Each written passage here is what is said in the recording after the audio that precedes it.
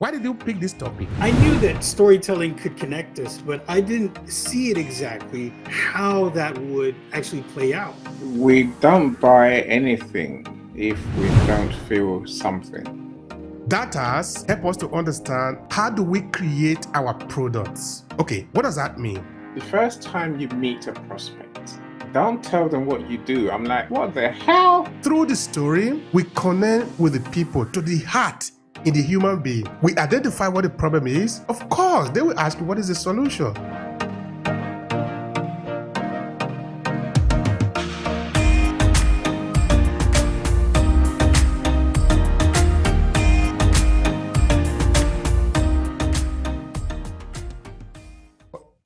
Of course, thank you so much for being here. We appreciate you are faithful. No? That is the right word to use there. You are faithful. And this is a good thing. I think somebody was saying that it's better to be faithful. Anyway, I'm not going to use the other word there, but I want to say that is okay for now. That is in marketing. I think it's a good thing. It's a good thing to be, but like committed is the word. Maybe it's a better word, right? Yeah. Be consistent. We commit to help people with our insights, with our knowledge, and by showing up. Yeah. And we show up day after day, as long as it takes. Some people, when it comes to events, as you well know, some last a season. Mm-hmm. Some are there for a reason. I say that. Tell you, that's I like that. I like that way of putting it, right?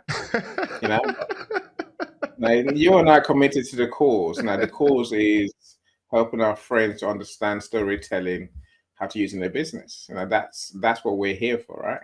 Absolutely. We turn up every week. We have done for a couple of years now. Yeah. And we're not backing out. We're not tired yet. You know what I've learned, Eddie? When I first started in this journey, in the initial stage, for me at least, I spent a couple of years. I didn't see result, particularly in the content that I was putting out there. I would check, years would just pass by, and I didn't learn how to do some of these things because most of the article that I put out there, I didn't get any impression. But I wasn't disturbed. I am never disturbed if I don't get what I'm looking for immediately because I know what I'm shooting for.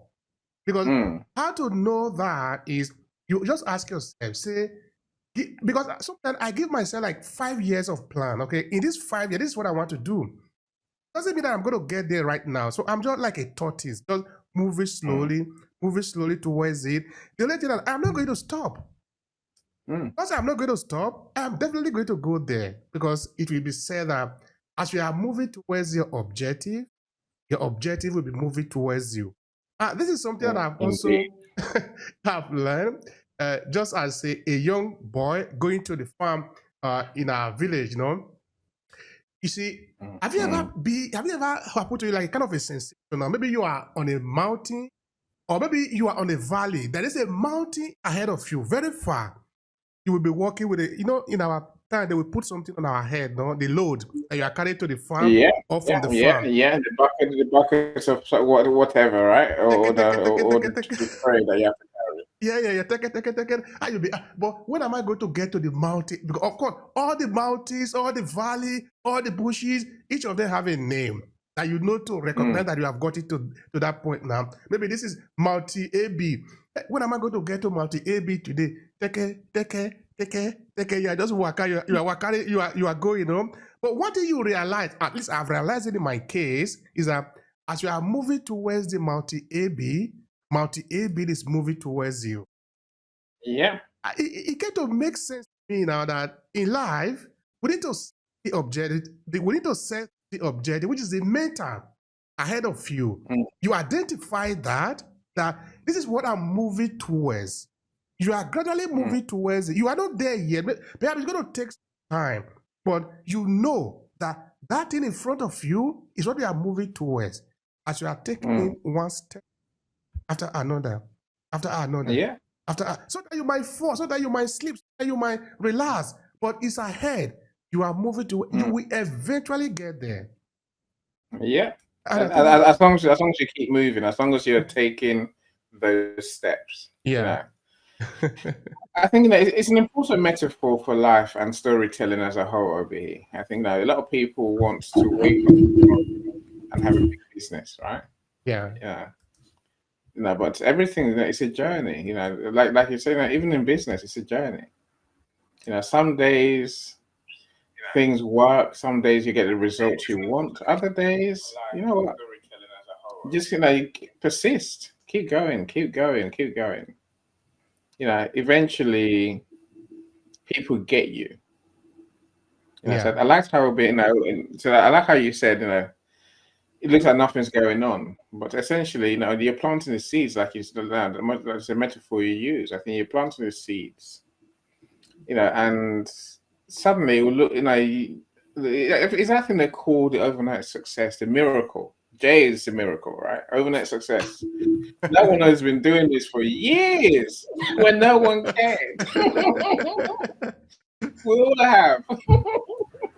That's everything in business, right? And no one cares for years, and suddenly they find you. You're like, it came on yesterday. I wish we did come on yesterday. We've been here for years, working away, telling our stories, planting those seeds. Maybe it's also about building a community of people. I think that's probably what I found lately.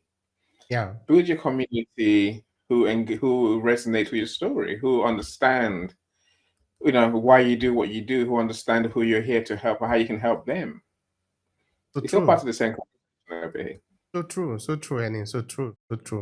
You see, after all those years now, that maybe, for example, because I've always know that there is the analytics, particularly talking about blog posting and all of that. I will go there, maybe I will see like 3,000 impression. At the initial call, you don't even know what 3,000 impression mean, of the post that I put on my blog, 3,000 impression. And it will remain there for many, many years. But this is me now. If I go to my analytics now, I see it's going to 200,000 now of people that are just having a look around now, the pressure that it's getting. And if I type a keyword that I've put there, I see that it's getting result. Did I bribe Google? I did not bribe Google. I didn't pay them money. But the consistency will eventually work. Because that mountain, it will eventually move towards me as long as I didn't stop. So that is one thing I think is really important for people to understand. And of course, then I've experimented on some things, like the most important one that I did was a couple of years ago when I decided I was going to write a certain amount of article in a year. And of course, I didn't stop. And I wasn't also disturbed that, okay, I said I'm going to write 500 article this year. I will have it now. No, I know it's not going to be possible now. I write the first 5. Then I'm going to write the first 10. Then the first 15, 20. And of course, all these, not that I'm doing all of them myself. No, I have to pay people to also help me out. But for the fact that I have the mountain, which is the target, the meter in front of me, it helped me regulate. It helped me know, okay, I am moving a little bit closer. Okay, after this one, I will get there. After this one, I will get there. You see, I think those are important for us. All right, so I don't want to spend more time there because today's conversation is about the role of emotional resonance in story. And I think people need to pay attention to that. People need to pay attention to that. In that, if you are the type who want to use the power of storytelling in your business, you need to understand why people suddenly pay attention, why people cry, why people laugh, why people frown, why people get angry. And all this is happening because they hear something. You see, hardly do you trigger people because you cut off somebody's head or you cut off somebody's hand that made them to cry. You do it by the manipulation of your words. You see, knowing that as a writer or as a storyteller or as a content creator, that what you put on the paper causes a chemical reaction in a human being, it's not a small power. That is a huge power. And it's important that we know that. I remember, for example, I was interviewing a guy. He's a visual artist. Okay, he has worked in big budget film. I don't know if you have paid attention that most of the images that you see, particularly some of these futuristic film, they're like mosquitoes. mosquito, ordinary mosquito. By the time it's moving, you are hearing something like this. Boo, boo, very heavy sound. You see, they are marching the step of the mosquito on the ground. In fact, there is an adage in my place in this. Okay, I'm not going to be able to listen exactly, but he said that the chameleon, it doesn't walk very fast because his footstep, if you walk very fast, his footstep could crumble this earth. For this reason, he's careful how he's walk. He put one of his leg and he measure. He put the other one and he measure. He put the other one and he measure. Now, you can take that adage now. You will take the picture of the chameleon that is walking. If you put a sound effect on it, I am telling you literally that maybe you put a cup like this on top of something, the sound that is coming can shift this literally because that is a reaction that is happening. Just like this physical reaction, it happened also in our mind. In that was fine just now because he hears something, he can suddenly feel sad. Like just now we are covering a series about what is happening in Congo, Central Africa. It made me feel bad after a series of maybe a session of conversation with my guests because what is happening there is not good. It's not good at all. As we are interacting, so happening to us, we are creating a connection and it's conditioning how we behave. So the power of emotion in this sense is powerful and is more powerful if we know how to use it in business storytelling. All right. This topic was actually suggested by Jay, our one and only Jay. Jay, you were having some challenges just now with your audio. To us, why did you pick this topic? There have been a lot of things that I've been doing behind the scenes. You know, we were talking about that a little earlier, and it surrounds storytelling. And what I realized as I hosted my show, Storytime with Jam Friends on Saturdays, was the power of that emotional resonance to connect with audiences across the globe is eye-opening for me. I knew that storytelling could connect us, but I didn't see it exactly how that would actually play out in a very practical and pragmatic way. And that was when we shared our stories on that platform, I had the ability to see how people connected emotionally. I know what my culture does when it comes to funerals, right? The way we have people memorialize a person who has passed is different from somebody who does it in, let's say, South Africa, right? But we know as human beings, the loss, the feeling of that emotion of losing somebody. See, stories have a way that to be able to touch somebody and we can see their humanity. We all know the human emotion, love, compassion, joy, suffering, empathy, pain. All of these things we understand from a human standpoint. We know what that feels like. The cultural nuances may be different, but ultimately, we know that human emotion. And that can help unite us. And that's from a 10,000-foot view. But just in our daily conversations, again, back to the practicality of storytelling and emotional resonance.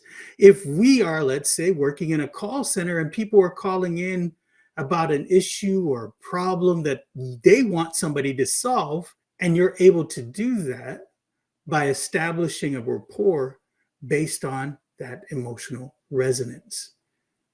Man, I understand you're having such an issue with your car, and that's what you're calling about. You know what? I used to own a car just like yours.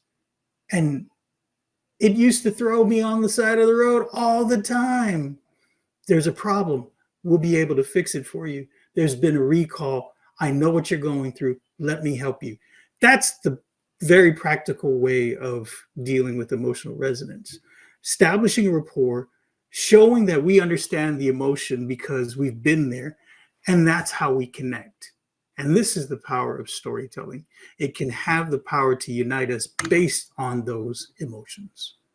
So it's a science of storytelling and science of business, really, if you look at it that way. We don't buy anything if we don't feel something, whether that's towards the product or the service that we'll feel something towards, or whether it's a people trying to sell it to us that we'll feel something about. See, we love to think we are rational beings. I buy because, but that's not how we buy.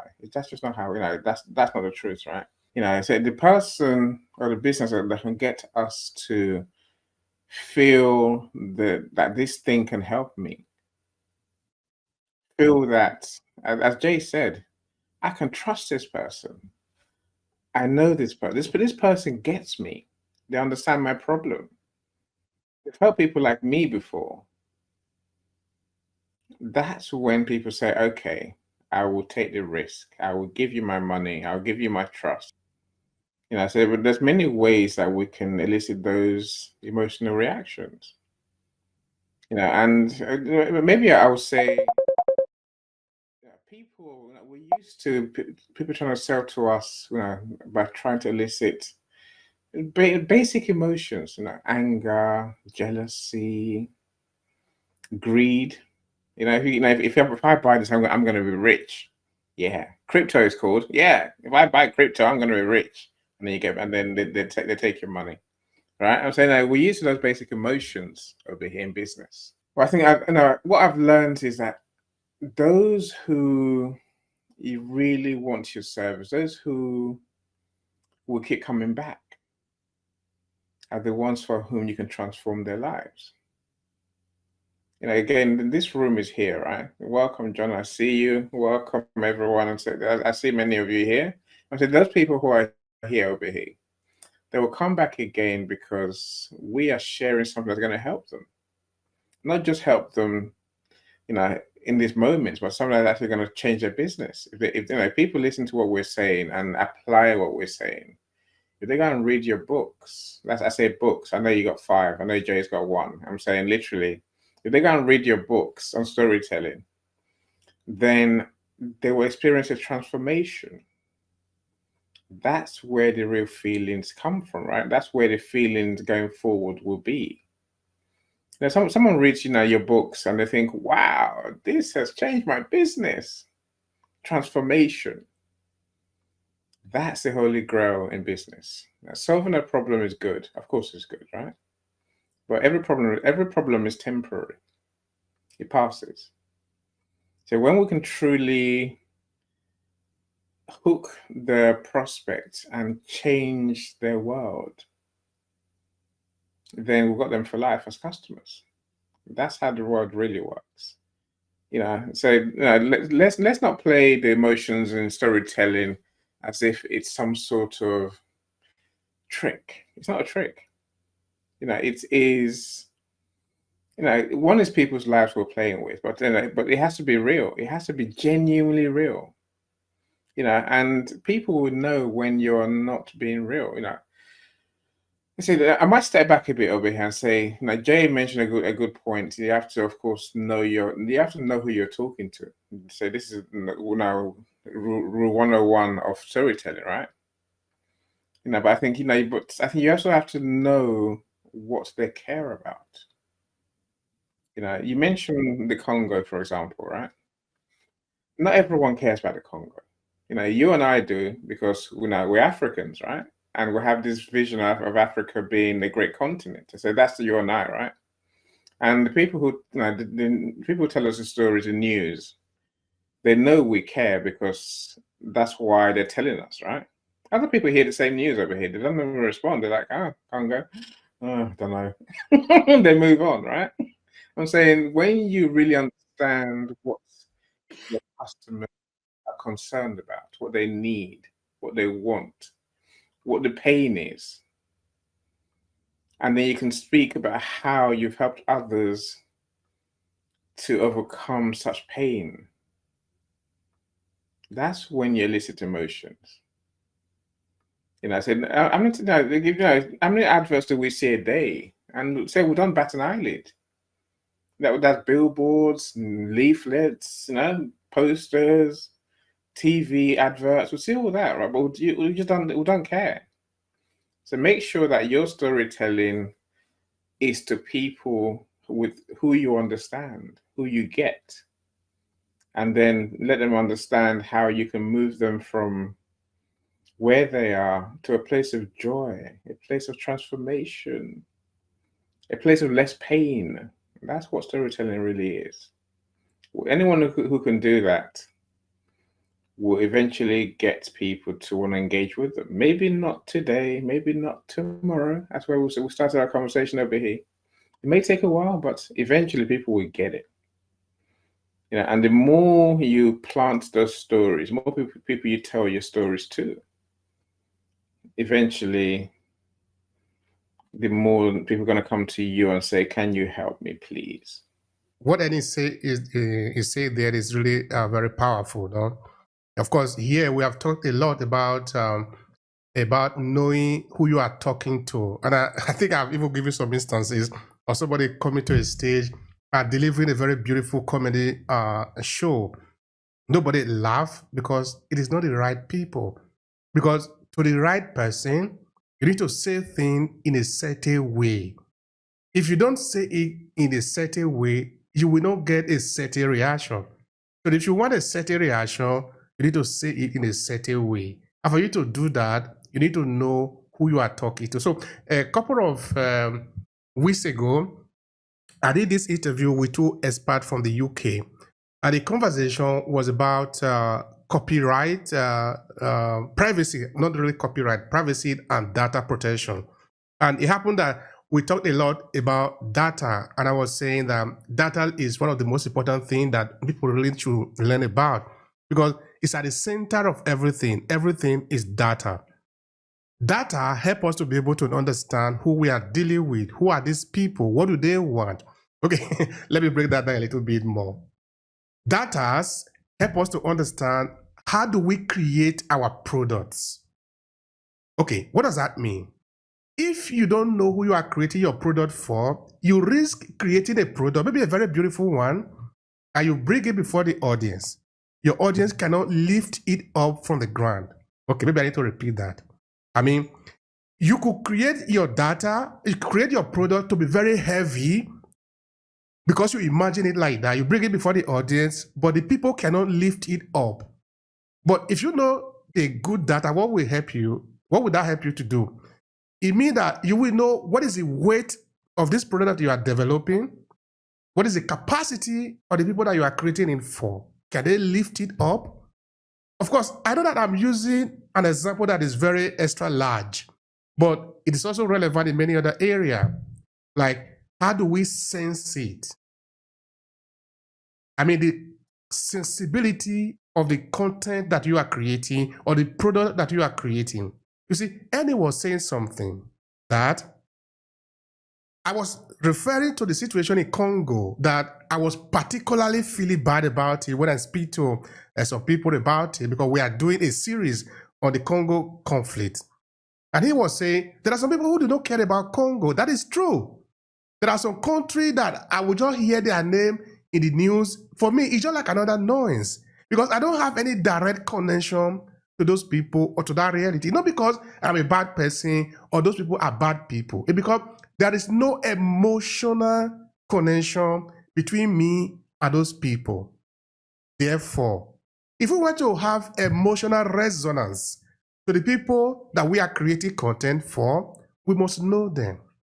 So that when we say something, it's going to have a chemical reaction in them because we know them. Your mother knows you. If your mother talks to you, you know what to say to you. If you are angry, she will know what to tell you that you will cool it down. That is why expert communicator need to know a lot of things. Because it's possible that you are giving a speech, suddenly something change. Maybe people get angry. You need to know how to cool them down.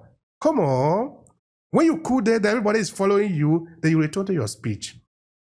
Cooling them down was not part of that speech, but it's part of your emotional intelligence, knowing how to deal with people in a situation like that. Because you can't say now, maybe, for example, you are a father, all you know how to do is to bring children to this world. That is not where it ends. It's also part of your responsibility of taking the child up. Everything is part of it now. Maybe some other kids came to play with your kid, and that is a trouble. You can't say, well, my responsibility is to take care of my son or my daughter. No, it's also part of how to deal with other people. That is part of it. So knowing your role as a storyteller include knowing also who is in relation to the audience. Who are they? What makes sense to them? What kind of story can you share with them that will make them angry, that will make them happy, that will make them want to listen, that will make them care? And that leads me to that will also make them take action, inspiring people to take action. And I will beg Jay to respond to that. Jay, how could maybe people that are using storytelling being able to use emotional resonance to get people to take action? Because you are connected with them, you help them to take action. How might we do that? What do you say about that, Jay? So let me start by saying this. How is it that someone who is a salesperson can establish a rapport, right? The request by someone to get a product or a service, and we are the business that provides that service or product. And the initial reaction is to show all the bells and whistles, the features, the things that we can do, right? But when somebody hears that, it's just noise. Because nowadays we have products that and services that you can get anywhere across the globe digitally. What makes you different than the other person? And I was watching this influencer who's does millions of dollars in business now because of how he's able to market to people. And what he's found out just in the last 10 years, based on his marketing, is people relate to the founder's story of that business. You can't have a company exist without that personal brand story. You have, if you just look at information right now, look at the social media of some of these founders, look at the media in general from these founders and how many followers there are, right? I know that a lot of people say, hey, don't pay attention to followers, pay attention to how it relates. But there's a direct correlation. If you look at how many people are following the Virgin Company and then juxtapose it to Richard Branson and the followers there, you're going to see an exponential tick based off of that. You're going to see the difference. Richard Branson's following is huge compared to the company. The same is true for Elon Musk. The same is true for all these other founders in this digital age. You'll see that a lot of these big businessmen, their following is huge, but their companies are a little bit less. Maya Angelou. I love poetry. I'm a poet. I'm a published poet. I have more than half a dozen books out there with my poetry in it. She said, people will forget what you said. People will forget what you did. But people will never forget how you made them feel. And that's emotional resonance. Connecting to somebody on that emotional level. It's like this. If I greeted you, right, with Ibelo Verete, you would know exactly what I'm saying. Now, if I said that to any, would you understand that? No, right? And it's the language we know across the globe. And that language is emotion. You could watch a silent movie. You could turn off the volume to a movie and still follow the story based on visual cues, based on the emotions that the characters are portraying, for the most part. Try watching a foreign film without subtitles or the volume, and you're going to see that you can understand pretty much what emotion is being portrayed on the screen. You may not know the exact story, but you're going to see based on those visual cues, like you were talking about earlier. And that's emotional resonance. You'll be able to see it and feel it and connect with it. And that is going to be your power. Stories have the power to do that. Connect with that audience that you were agonizing over. Who's my customer avatar? Who is the person I'm trying to reach? Why? Right? Why am I trying to reach that? Well, there's a reason. If you are providing a solution to a problem, they want to know how you can help them. And like I was talking about earlier, it's connecting on that level. I know exactly, it's the empathy. I know exactly what you're going through. I've been there. I own the same car that you're having problems with. Trust me, I get it. We have a solution for you. And really, if we boil it down to a single word, emotional resonance really is empathy. I may be oversimplifying it, but I think that's something that we all strive to have, especially as authors or storytellers.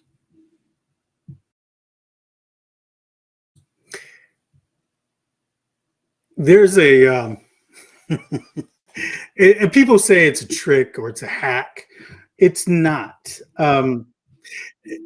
If you are in the call center business, right, you have a narrow window of connecting with your audience, with the person on the other end of the phone. And how you do that is through mirroring.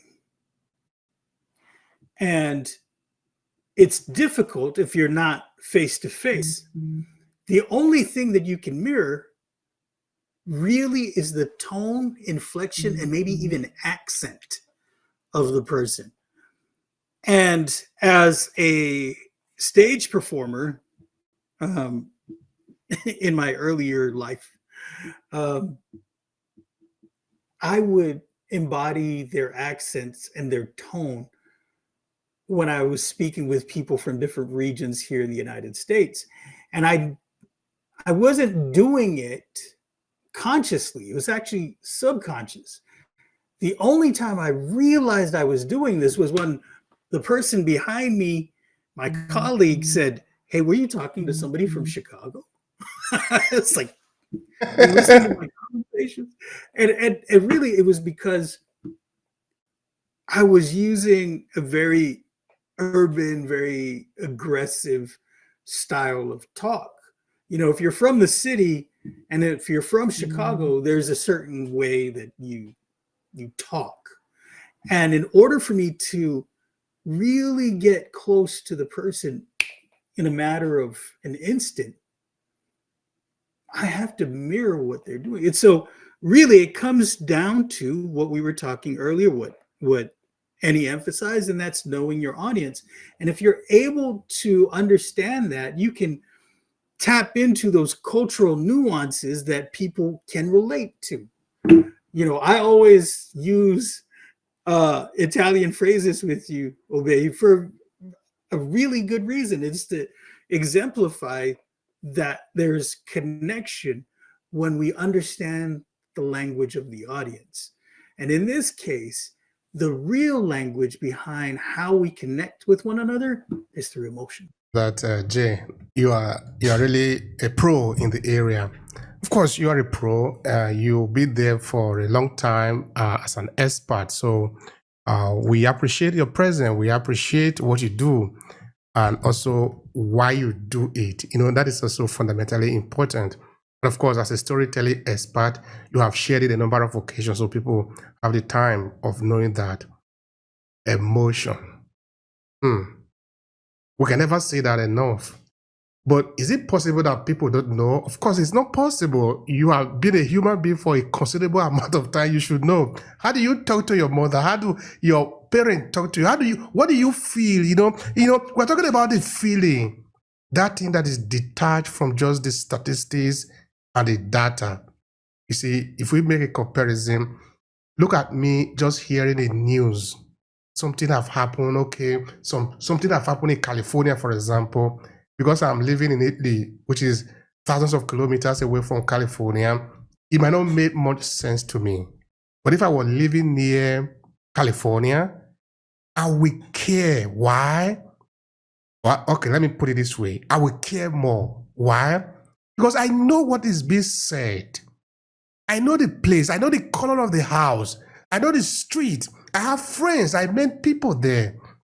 If you tell me something happened in Verona where I live, I'm more curious. I want to know more because why? I know this is my abode. This is where I live. This is the same thing like Annie was saying before in the question of Congo. It touches us more because that is, we're talking about our people. We're supposed to feel it. It's about the feeling that we're talking about because we can replace emotion now with the feeling so that it can make more sense to some people. Number hardly make you feel that. But the way we transmit it can make you feel it anyway. So the feeling is very important. Now, I will come to Annie on this. Annie, there are some people who do not know where to start from. You know, I like the amateur way because there are a lot of people out there who are not really professional like you or like Jay, but they still want to know where should they start from, like the preliminary level. What do you say about it? They want to connect emotionally. Yeah. Yeah, it sounds like a simple one, but it is. It's as hard as we make it over here. To be fair, look, there are simple things that we do, and people do this every day, my friends. You know, look, I will say one thing over here. I love how you're doing this 3 in the screen thing. Jay, we got to learn something, right? He does it very smoothly, right? You know, I've learned to do the big solo speaker thing. I can't show anyone else, right? There's a reason why I say that, my friends. The reason over here is quite simply that compliment your listener. Compliment them.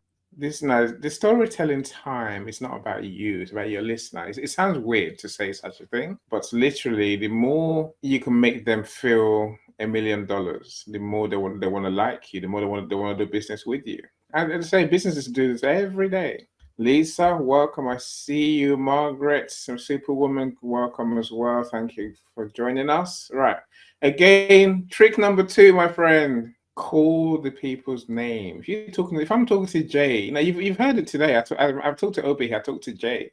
because we just love hearing our name. The people love hearing their name. That's what it's a simple storytelling trick. I'm saying if you're going to talk to someone, talk to them like a person. You mentioned talking like your mother would over here. Now think, when we talk to people that we know and care about, we talk personally. It's not a hard sell. It's a conversation. Maybe that's my main point, right? It's a conversation. A conversation simply means I tell you what I believe you need to know. I tell you what I think is important to you. Back to my point about know who you're talking to. Talk about what they care about.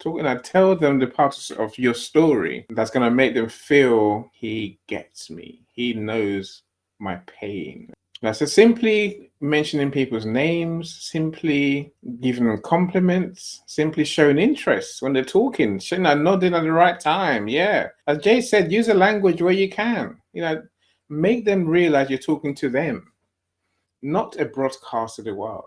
Even though you might be broadcasting to the world, but you can still personalize it. Theophany, I see you as well. I'm saying literally bring it back a bit. It's a conversation. A friend of mine, I say, we had a big argument. He's like, the first time you meet a prospect, don't tell them what you do. I'm like, what the hell? That's crazy, right? That's mad. That's lunacy. Right. So do I agree with him entirely? 99% I agree with him. Well, it's 1% I'm still not sure about it, because here's my point.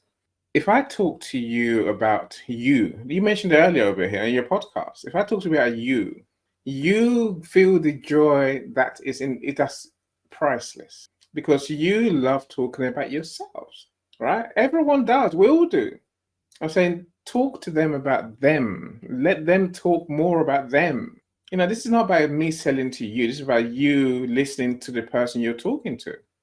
You see, if you listen hard enough, if you listen carefully enough, if you are interested enough, you will find out what they really care about. They'll tell you, because people do, right? If you let them talk, they'll tell you what they really want. And then it's a case of you just telling them how you can help them, how you help someone like them. That's storytelling basics, without the professional touch, without the hard sell. Listen and then converse. I might say, as best I can, look, my business is built on relationships. Relationships. It means almost everyone I know, almost everyone I talk to, it's, I give you time, right? I spend more time with Jay than probably anyone realizes. I probably spend more time with Obehi than anyone realizes. More time with Lisa, more time with people who are here in the audience than people realize. That time is what builds rapport over here. It's not a trick. I said, if you care about people, spend time with them. If you care about your customers, spend time with them. Maybe you can't spend time with all of them, but the more of them you spend time with, the more they'll get to know you, like you, and trust you. For all Jay said, I think the issue of trust is so important. It's central. It's crucial to our conversation today, really. You can tell all the stories you like. If I think you are, this is if I think it's BS, I'm sure everyone knows what that means. I won't swear, right? I'm saying that literally, nothing you say is going to move me, right? So it has to be something that I have to truly believe that you are being truthful, and that's that. How I tell my story.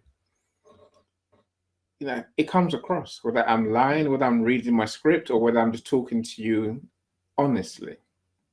So the good thing with working with you and Jay is that you two have written a manual for storytelling. So you two not just waffling. You've done this. You know what you're talking about. You live this. You live storytelling. I tell stories at night by doing events, by doing posts and doing other content stuff for my clients. But literally, I'll turn up and tell you what I do. Take it or leave it. But more important, I want to hear you talk about what you do. It's all part of the same picture of it. It sounds like a roundabout circle, but you have to listen to tell your story. Don't just tell your story randomly. Listen first, and then let the other person will sell you to them. It sounds weird, but literally, they will tell you what the problem is, and they will give you an in to tell them how you can help them. That's a 1% of my conversation with my friend. I said, I don't agree. You have to. If I can help you, I'll tell you I can help you. That way, I don't want you to leave my conversation still in pain. I want you to know, yes, there's a solution. I can help you. Let's talk again. Nearly all my conversations, first time conversations over here, always end with, let's talk again. Could I close the deal right there and then? Of course I could. I don't need to. If I built that trust with you, you're not going to go anywhere else. Some do, by the way. Some do go somewhere else. You know, I get a call. I decide to go somewhere cheaper. Do I care? No, not really. Now, the words I went with someone cheaper means you probably weren't even my right customer. You know, I want to work with a certain type of people. They want to want the results that we deliver, not just because we're cheap. You know, that's you know, again, all of this comes across in your conversation, Obehi. You know, even in your DMs, people can sense whether you're being honest or whether you're trying to sell them something. Never try and sell. Just have a conversation. That builds rapport. Once you build a rapport, then you can try. Then you can tell them how you can help them in the second conversation, and the price, and the package, and the process, all that stuff, right? You know. So last I'll say, Obehi, sometimes you haven't got to tell your story. Let your other customers tell your story. It's called testimonials. You know, it's called referrals. You know, it's called your friends telling other people how you've helped them. You know, don't feel the need to use storytelling, your chance to tell a story as a chance to sell. Just use as a conversation piece, conversation starter, if anything, right? And then you go from there. Oh, it's Obehi's birthday. Oh, I didn't know that. Obehi, happy birthday. Now we just found out. Theophany, you're a star. See, now we know. Jay, you gonna sing? I'm not gonna sing. No, we like our friends. Jay and I like our friends. We're not gonna sing to anyone. Obehi, we love you, but we're not gonna sing to you today. Sorry. Thank you so much, brother. Lisa, you wanna come sing? Come on stage and sing, please.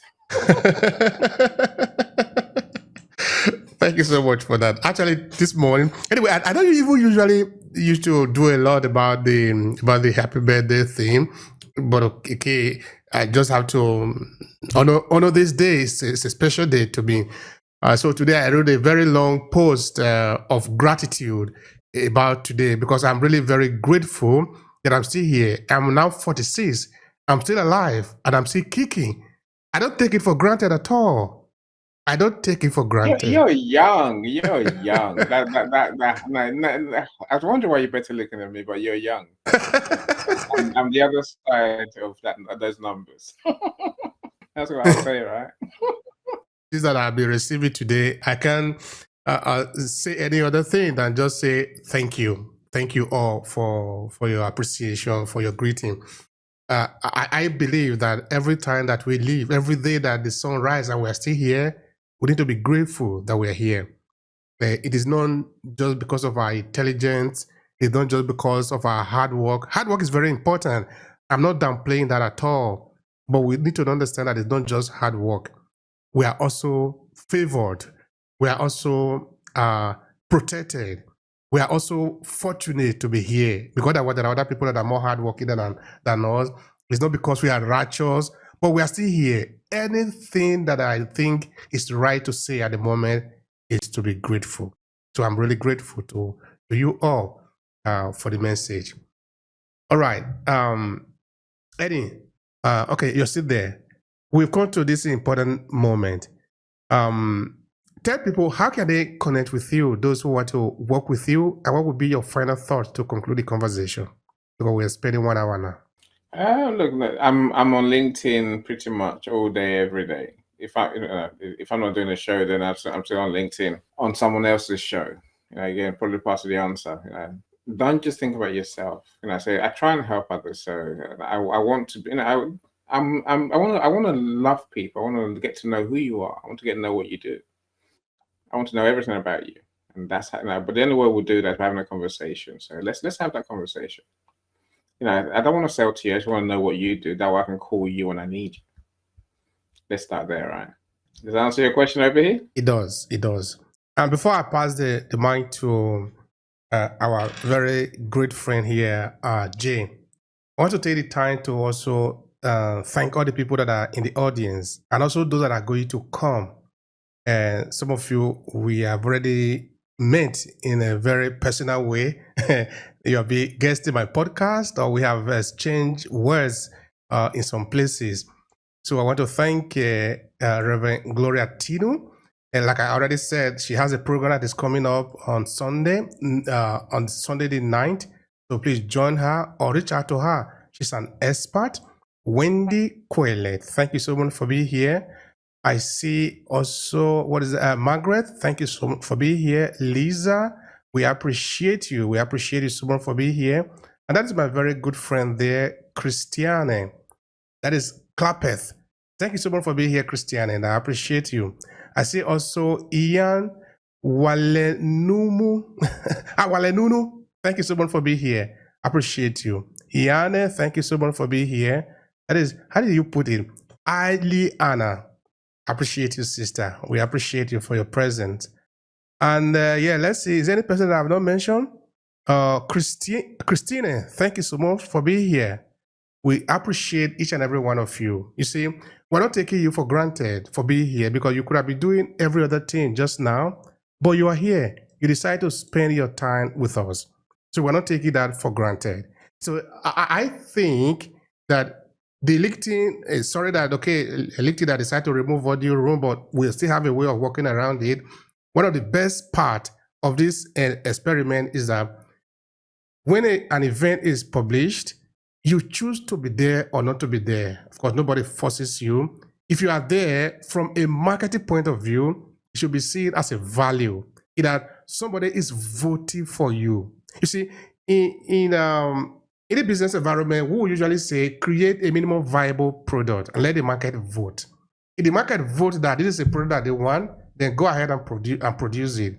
If they vote no, which means they don't buy, it means, okay, maybe it's not the right product, or maybe you need to change it. But voting, meaning they vote with their dollars. In an event like this, we are not selling, people are voting by their presence. And of course, I know there is a caveat to that. So for you being here, we appreciate you so much for your time. We are not taking it for granted because we wouldn't have enough data to be able to show whether it's actually a viable product at all or not. So thank you. Thank you again. All right, Mr. J, what is going to be your final thought here? And please tell the people how to find your beautiful work. Sure. Absolutely. Thank you for that. You can reach me through LinkedIn. You can book a time where we can have a chat. And just like I just want to know, how can I be of service or how can I be of value to you? And just have a conversation and go from there and see if there's anything that aligns. Be glad to work with you, help you tell your story. The other way you can reach me is through my website, ruleyourstory.com. And that comes from my book, The Rules of Engagement in Storytelling. So ruleyourstory.com, just go there. You can also see some other books that I've been a part of as far as poetry anthologies. So you can see for yourself that I am an author. I might know a thing or two about storytelling. Of course, you know a lot, not just one, two, or three. Come on. Yeah. So just saying, you can see for yourself. But yeah, thank you for that. And I think the one thing that I just want to maybe leave somebody with watching this is the best way for us to connect with someone is through that emotional connection. And if we can tap into that through our storytelling,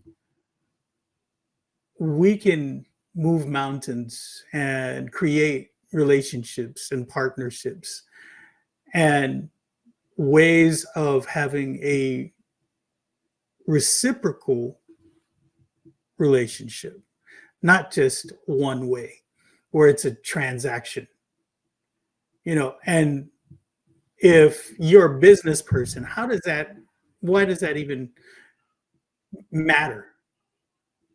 Well, all of that leads to making sure that there's that connection.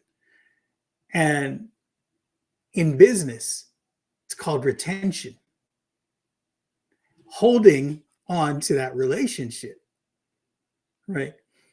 And in relationships, at the core of relationships, usually it's based on emotion. People also buy based on emotion. So why should the business person care? For all the reasons I just talked about. But if you're trying to connect with someone, just connect. That emotional resonance is going to be how you do that. And I just said something earlier to Reverend Gloria. Their emotional resonance is the umbilical cord to the motherland. That's how we connect back home, right? We may be diaspora, we may be far away from home, but we know the feeling of waking up in the morning to the sunlight that comes through the window of our childhood home. And your childhood home is different from mine, but we know what that sunlight feels like. Just thought I'd leave it with that. Thank you so much, brother. Thank you so much. That is powerful. You really are a poet, and sometimes you are able to leave people with a pause, with a memory to last them very, very for a long time. I love that. Thank you so much for that. Yeah. This is the power of emotion actually in storytelling, is that at the end of the day, you want to ask for more. There was a time when I was newly married to my wife, when she cooked, the food would be so abundant that I would say, okay, maybe the best way to really enjoy this is when we finish to eat, we say, I wish there were more. Not because we couldn't do more, it makes us hungry for more. So tomorrow that our mind is already salivary for it though. I think in a word like this is leave the stage where the ovation is the highest. Not when everybody's already bored, then you say, okay, now I can go. Nobody's going to clap now because the people are already gone. So it's better to leave when everybody is still clapping. That is a good one. That is a good one. So it is good to build this rapport. So Jay and Annie have spent time explaining this to us, that we need to be on one-on-one with people before we can even talk of calling for the sales. And for the sales, they have also reminded us that let it be even the client that is asking for it. But how can you even do that? Well, you can do that if you do the story well. Because imagine like in the insurance sale, like I was saying before, no? After you help somebody understand all the whole thing that can happen, he cannot just tell you, hey, goodbye. No, except maybe the person is stupid or something is wrong. He must ask you, oh, how do we find a solution to it now? What should we do? And now you come in. You see, that they weren't asking for the sales now. Through the story, we connect with the people to the heart in the human being. We identify what the problem is. Of course, they will ask you, what is the solution? I'm not saying we need to trick people. Annie said it. We don't need to trick people in the story. We just help them to connect, understand what they want. Because if your business is not about helping people to find a solution, I don't know why you are in the business anyway. Your business must be about solution. Only that the people do not know how to ask for it. That is why your story is important. Helping them to ask for it. So when the time comes to ask for it, you don't need to say that, okay, where I'm gentle, or where I don't really need money. Something must be wrong with you. So we are here again next month, because every month on Monday, the first Monday of the month, we are here talking about storytelling, how to leverage the power of storytelling in our business. If this is anything that makes sense to you, maybe you want to learn more, why don't you can reach out to me or to any of the people that have spoken here.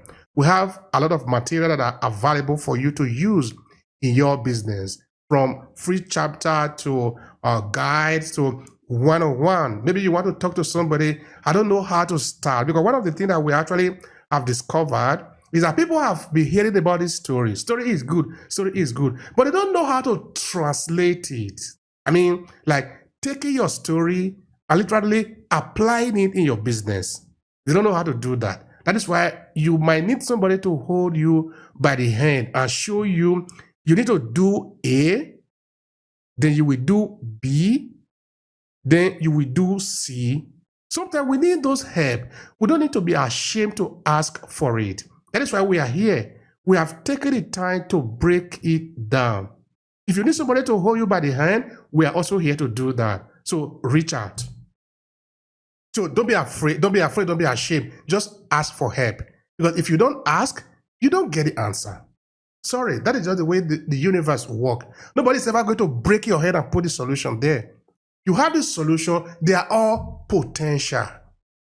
For the result, you are going to either do the work or ask for how to do the work. That is when something actually happens at the end of the day. So make sure you ask for the help if you need one. And make sure you are here again next month. We shall be opening this room for the next conversation. So thank you, everyone.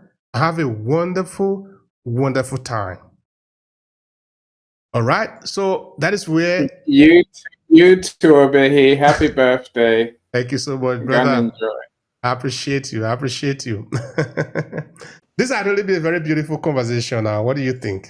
Of course, storytelling is an important one, and so being with you two, you like I say, you know your stuff inside out.